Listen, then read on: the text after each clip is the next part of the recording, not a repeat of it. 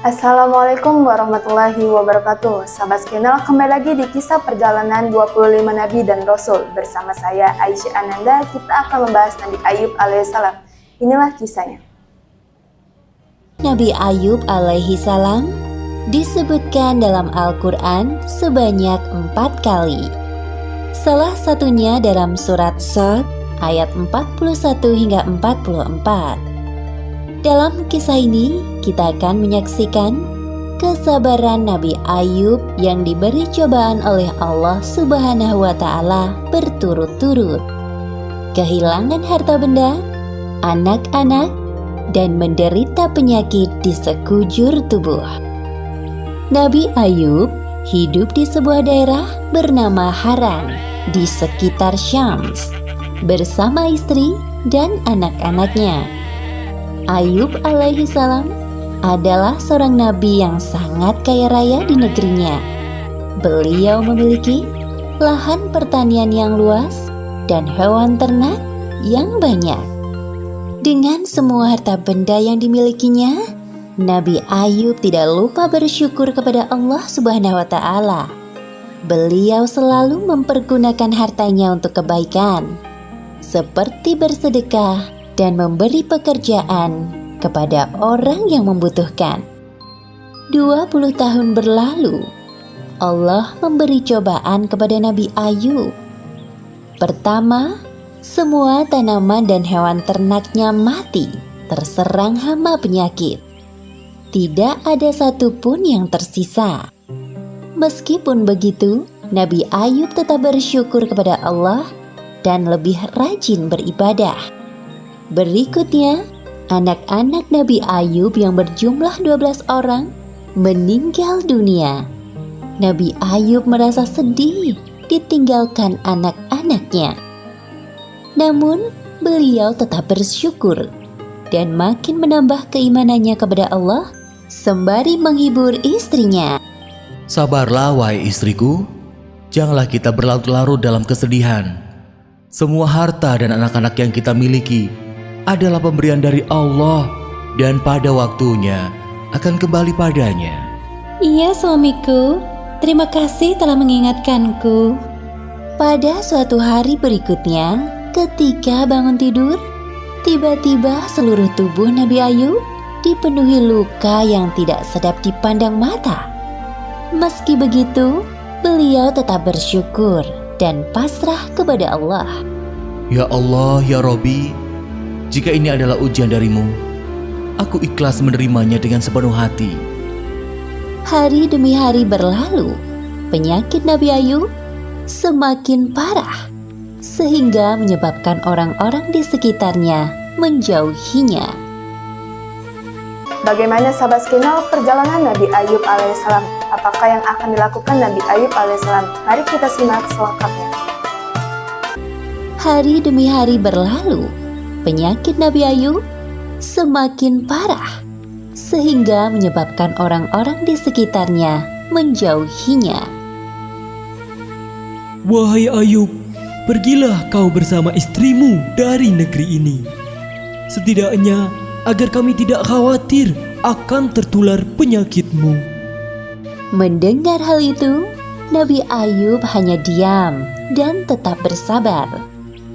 Akhirnya, Nabi Ayub dan istrinya meninggalkan negeri itu dan tinggal di suatu tempat yang jauh dari pemukiman penduduk. 18 tahun berlalu, usia Nabi Ayub semakin bertambah lanjut dan mulai kesulitan dalam beraktivitas. Selain disebabkan karena usia, juga karena penyakitnya yang tak kunjung sembuh. Setiap hari Nabi Ayub selalu bersabar dan berikhtiar sampai semua hartanya habis. Hal itu menyebabkan Nabi Ayub dan istrinya hidup serba kekurangan. Meskipun begitu, Rahmah, sang istri, sangat setia mendampingi beliau. Wahai suamiku, engkau adalah seorang Nabi Allah. Pastilah Allah akan mengabulkan doamu jika engkau meminta kesembuhan. Aku merasa kasihan melihatmu kesulitan dalam beribadah. Maafkan aku kalau lancang berkata seperti ini. Wahai Rahmah istriku, ingatkah kau berapa tahun kita hidup dalam kenikmatan? Kurang lebih 20 tahun, wahai suamiku. Sebenarnya aku amat malu meminta kepada Allah. Kita ini diuji kurang dari 20 tahun sudah mengeluh seperti ini.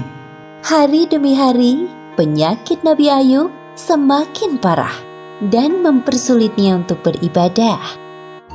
Ya Allah yang Maha Penyayang, ketika Engkau memberiku ujian, aku coba bersabar menerimanya. Namun, jika ujian itu mempersulit ibadahku kepadamu, maka kiranya Engkau angkat penyakitku, ya Allah. Seketika itu, terdengar suara dari langit. Seperti yang disebutkan dalam Al-Quran surat Shad ayat 42. Allah berfirman, hentakkanlah kakimu. Inilah air yang sejuk untuk mandi dan minum. Saat mendengar suara itu, Nabi Ayub bangkit dari ranjang dan menghentakkan kakinya ke tanah. Lalu muncullah air. Kemudian ia gunakan air yang memancar itu untuk mandi dan minum. Seketika itu, hilanglah semua penyakit dari badan Nabi Ayub. Ketika itu, istri Nabi Ayub yang baru masuk ke dalam rumah kaget melihat sosok laki-laki di dalam kamar Nabi Ayub. Maaf, Anda siapa? Apakah Anda melihat seorang laki-laki yang sudah lanjut usia terbaring di atas ranjang ini? Laki-laki itu berbalik badan dan berkata kepada Rahmah, Wahai istriku, tidakkah kau mengenaliku? engkau Ayub? Benarkah engkau suamiku Ayub? Benar, wahai istriku, aku Ayub suamimu. Allah telah menyembuhkan penyakitku dan mengembalikan tubuh dan parasku seperti saat muda dulu. Alhamdulillahirrabbilalamin. Terima kasih ya Allah. Keesokan harinya, berita tentang kesembuhan Nabi Ayub sampai ke telinga orang-orang. Mereka beramai-ramai mendatangi rumah Nabi Ayub dengan membawakan berbagai macam hadiah. Kemudian Allah memberi kekayaan hingga 2 kali lipat dari harta yang dulu dimilikinya. Selanjutnya, Allah memberi karunia kepada istri Nabi Ayub. Kemudian ia pun hamil anak kembar selama beberapa kali, seperti yang disebutkan dalam Al-Quran surat Shad ayat 43. Dan kami anugerahi dia dengan mengumpulkan kembali keluarganya, dan kami lipat gandakan jumlah mereka sebagai rahmat dari kami dan pelajaran bagi orang-orang yang berpikiran sehat.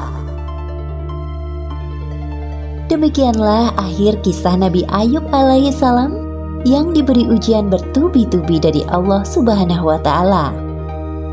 Hikmah yang dapat kita ambil dari kisah ini: pertama, hendaknya kita selalu bersabar saat ditimpa cobaan. Kedua, innama al-usri yusra. Di balik kesulitan ada kemudahan, seperti yang dijanjikan Allah dalam Al-Quran.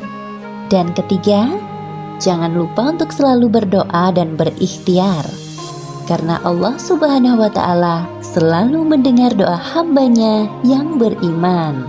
Wallahualam bisawab. Nah, sahabat Skinel, bagaimana menurut kalian kisah perjalanan Nabi Ayub alaihissalam tadi setelah kalian nonton video barusan? Nah, di sini saya akan kasih kalian giveaway. Di jawaban yang paling tepat nanti akan mendapatkan hadiah. Pertanyaannya nih, di mana Nabi Ayub wafat?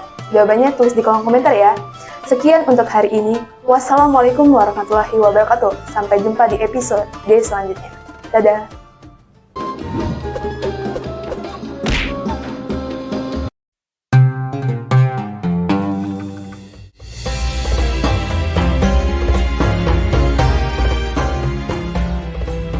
Bismillahirrahmanirrahim.